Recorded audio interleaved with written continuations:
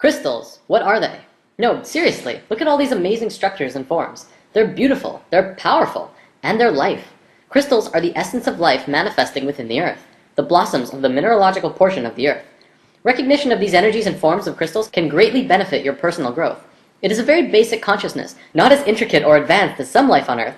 Crystals definitely don't have the thinking capacity of humans, or even the biological reproductive systems of plants, but they are life. And today I'm going to show you how this works. Crystals are defined as being a mineralogical body with a characteristic internal structure and enclosed by a symmetry of plane faces. They are, however, much more than that. We've discussed before that everything in the universe is a vibration, existing through many different frequencies at once. Our physical bodies are on this physical plane, but the sounds that we hear vibrate to a different frequency, as with smells and even thoughts. Crystals also vibrate to many frequencies at once. Health is the natural state of any form in the universe. Considering the vibrational existence of reality, health comes when the frequencies of anything are in balance and harmony with itself. When patterns of energy are disrupted, we experience a state which we know as disease, which is a body that's not at ease. The resistant, discordant energy patterning is responsible for every negative symptom we experience, everything from headache to cancer. Crystals and gemstones have a vibration that is free of resistant patterns. They are among some of the structures in the physical dimension which have the most balanced, cohesive, strong, and intentional frequencies. Their unchanging physical structure is a reflection of their innate energetic pattern of balance and strength, which are incorruptible. In the physical world, you pick up a crystal and feel it as something separate from you that you're just holding. But on higher frequencies, you're actually interacting with that stone energetically. This interaction then causes changes to your structure and psychology through your own energetic systems. It begins a process of rebalancing the energetic structure of your body, and in a sense, can help you heal. Now, consciousness is of course the determining factor of if you are going to be accepting of these new frequencies coming into your being through crystals. I'm not going to say crystals will heal you, because if you fight them and are non-receptive to these frequencies, you will continue to create the disharmony within yourself. Ultimately though, crystals can be used to retune your whole being back to a state of harmony and flow. Crystals have been used and revered since the dawning of civilization. In fact, the Christian Bible refers to crystals over 200 times. Precious stones were used in the foundation of New Jerusalem. They were also used in the breastplates of Aaron, the Hebrew high priest. Crystals have been discovered in the ruins of Babylonia and in ancient tombs of Egyptian and Chinese rulers. This wouldn't be spirit science without some sacred geometry though. Remember the 5 platonic solids? Science understands that all atomic patterns and molecular structures were based on these 5 forms. They create the forms that the universe manifests through. Well, here's the atomic structure of a beryl crystal. It's the flower of life, the creation pattern flowing through the structure of this crystal. Now, not all crystals are like that molecularly, but they are very geometric. There are 6 categories of crystals. Of course, there are lots and lots and lots of kinds of crystals, but no matter how many there are, they will always be in one of these categories: isometric, tetragonal, hexagonal, orthorhombic, monoclinic, and triclinic. For the most part, all of these systems are derived from the hexahedron, also known as the cube. One of the biggest things about crystals is that they can transmit frequencies. From a metaphysical perspective, we can transmit thoughts and emotions through crystals, but scientifically, does that make sense? Would you believe it if I said that pretty much all of modern computing technology was based on the living element of crystals? Consider the radio. The first radio was a crystal set. They would cut a piece of quartz crystal and touch a wire to it. The frequencies transmitted through the crystal. The quartz! That's right. The molecular arrangement, of course, is very stable and has a measurable frequency, and because of this, it can be used in basic technology. Nobel Prize winner Marcel Vogel discovered that crystals can be reprogrammed as silicon chips in a computer, and can also be programmed with the energy of consciousness. He discovered that when a person uses a computer, thoughts are transmitted into the computer by pressing on a keyboard. That information is stored in silicon chips via the medium of electricity. Thought is a form of energy which can be given direction through what we call intention. He concluded, due to this discovery, that crystals could also be programmed without the need for electricity, by using just thoughts as the informational energy. Another interesting find is that quartz is composed of silicon and oxygen, a combination known to geologists as the building block of all minerals. The living element within crystals is silicon. Science found in the 50s that silicon shows the same principles of life as carbon. Exactly 1 octave down on the periodic table from carbon is silicon.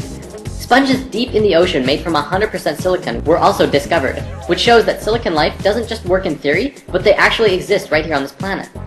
But get this, the Earth's crust itself is made out of silicon. It's 25% silicon, but silicon bonds with just about everything. So the Earth's crust is actually roughly 80% silicon compound. We're literally floating out in the middle of space on a giant crystal ball.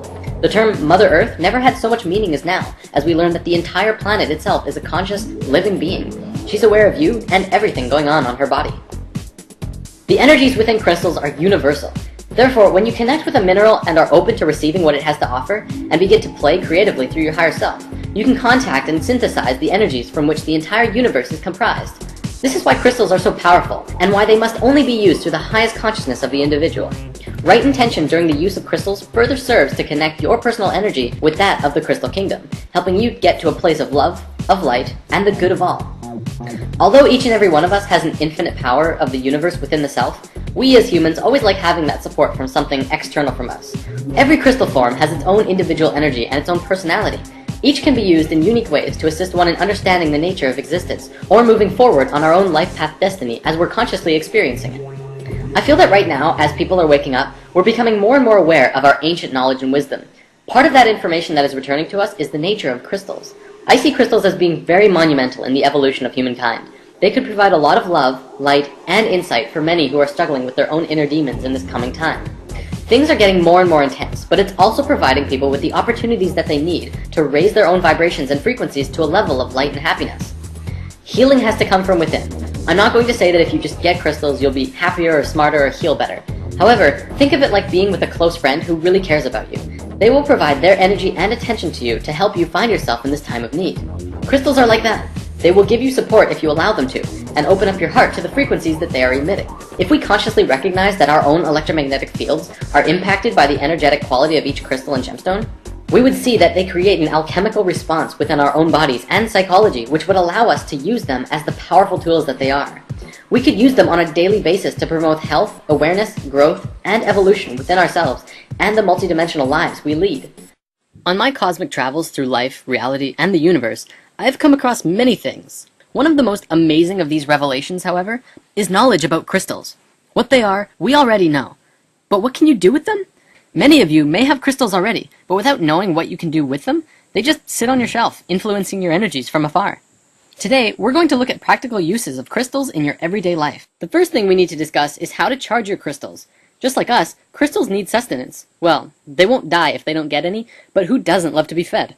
One way of charging your crystals are with bigger crystals. By allowing the smaller crystals to receive energy from the points of the bigger ones, you can also just sit small crystals onto a cluster. However, there is a much easier way. Sunlight. Just as we receive energy from the sun, crystals also receive and recharge under the intensified life force rays of the sun. By letting your crystals spend an afternoon in the sun, they will be bursting with juicy energy for quite a while. Think of crystals like a rechargeable battery, and by leaving it in the sun, it recharges and stores energy to give to you. If it's running on low, the frequencies that it emits will not be as strong as if it would be at a full charge. You can also cleanse your crystals by allowing them to bathe in salt water for a while. If possible, use sea salt or pink Himalayan salt. If you live near the ocean, you can also let them bathe in the ocean itself. You can also sage your crystals, which is very beneficial for cleansing them and keeping them happy. Letting them sit in brown rice for 24 hours centers and grounds the crystals and balances their male and female energies. When you first get your crystals, whether it's through a gift or you dig it up yourself or bought in a store, it's usually important that you dedicate your crystals. This can be done by holding onto it and consciously intend that the crystal only be used for love, light, and the goodness of all. Your chakra system picks up frequencies throughout your whole body, through high frequencies and low frequencies. Most crystals will give off an energy which will resonate to at least one chakra, if not more, which makes them excellent tools for aligning your energy body. One of the easiest ways of using crystals is carrying pocket stones. Carry a crystal of your choosing in your pocket for any amount of time that feels right. If you need a lot of help in one aspect of your life, you might want to carry a certain crystal around with you up for even a month. Then after that time, look back at the month and see if the description of the crystal matches what you experienced. This is actually how I first got into crystals. A friend of mine gave me a crystal and told me to hang on to it for a month. I didn't really get why, but I did. After a month, I found out what that crystal did, and it had been affecting me in the exact ways of the description. After that, I was hooked, and have been exploring crystals ever since. What you experience from working with crystals will be up to you to discern, but many report crystals magnifying one's personal energy by merely focusing and connecting it with the universal energies. Crystals can assist in manifestation, but one must understand the difference between want and need. In manifestation, there is a thin line between helping the universe provide that which is necessary and attempting to force the universe to provide that which is desired. Unfulfilled want is one of the true sources of unhappiness. If one wants something desperately enough and is unable to attain it in one lifetime, they might keep drawing themselves into additional lifetimes until that want is fulfilled.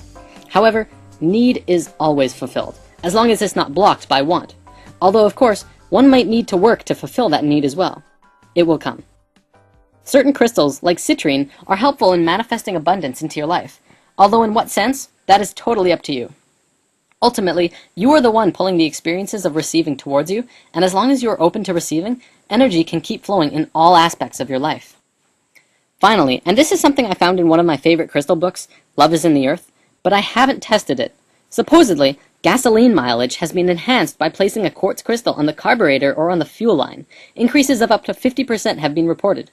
Mechanical portions of the automobile have also been treated by placing a crystal on or towards the equipment. There has been many reports of crystals that have been placed in automobiles to encourage the protection and safe passage of the drivers and passengers, as well as maintaining the vehicle itself. Whether you're skeptical of crystals or not, you gotta admit there's something absolutely magical about them. And hey, why not just pick up a few just to find out? You won't know until you experience it. To discuss orgonite, first we must discuss the basics of orgone energy. Simply put, orgone is energy. In fact, it's another name for the multi-named etheric energy that is everywhere and embodies all things. Reiki energy, prana, biomagnetic energy, chi, soft electrons, and life force energy are all names for the same thing. An orgone matrix or orgonite crystal device is a device that provides assistance with working with these etheric energies. Orgonite both releases orgone energy when stimulated by other forms of energy, and has the capacity to change orgone energy from one state to another. It is especially suited for dissolving negative energy in an area and converting it to balanced, healthy energy. This makes it especially useful in a wide range of applications, from alternative health, radionics, and other traditional metaphysics. Where did orgonite come from? Well, in the 1930s and 40s, Dr. Wilhelm Reich was able to detect and measure the existence of etheric energy, which he called orgone, using a modified Geiger counter. He determined that by stacking alternating layers of fiberglass, which is an organic substance, and steel wool, an inorganic substance, you could attract and collect orgone energy of both positive and negative polarities. He called the positive energy POR and the negative energy DOR, which stands for positive orgone and deadly orgone. He began constructing a device that was able to successfully heal his patients of various ailments, including various forms of cancer, by having them sit inside the box for periods of time. In 1986, scientists at the University of Marburg in Germany published the results of a blind study, which showed that 30-minute orgone accumulator treatments caused a consistent psychological effect. They published that their investigations displayed evidence for the assumption that the properties of orgone accumulators and its effect on humans factually exists. Reich's work continued into the 60s by a really open-minded Russian scientist named Dr. Nikolai Kozyrev, among others, who also scientifically proved that such unseen energies do exist all around us. This work led to the Soviet military using torsion field sciences in their military defense applications, which shows that amazing discoveries that can change the world can both be used for the light as well as the dark. In continuing this work, modern science has taken it to whole new levels in trying to figure out the nature of dark matter, zero-point energy, and the vacuum flux, and that adding a quartz crystal to the orgonite would cause the orgonite to not just attract all kinds of energy, but rebalance and transmute all of the negative energy into positive. As we learned in Crystals 1, this is because the molecular structure of quartz is incredibly stable and harmonically aligned with the geometry of the universe. Organic substances attract and hold a scalar charge, while metallic substances tend to repel it. Basically, orgonite pulls in bioenergy, and while energy is inside the device, metal particles and organic resin both push and pull on it in all directions at the same time. This puts friction on the energy, where the crystal will begin to create order from chaos by aligning the structure of the energy into a more positively aligned pattern. Crystals and gems all have their uses that we've looked at, and orgonite does too. Orgonite is good for putting in an area that is needing a transmutation of a lot of negative energy into positive energy, and depending on what that situation is, you may need lots or very little. There's actually one final thing I'd like to bring up about orgonite, which is actually called tower busting. It has been widely experienced that the widespread use of cell phone towers create a thick blanket of DOR, or negative orgone energy, around the areas between them. This saturates our homes and communities with negative energies that promote drought, negativity, fear, and so on. I'm not saying that the towers are causing the negativity of the world, but perhaps just stimulating or intensifying it. However, it has been experienced that this can be remedied by placing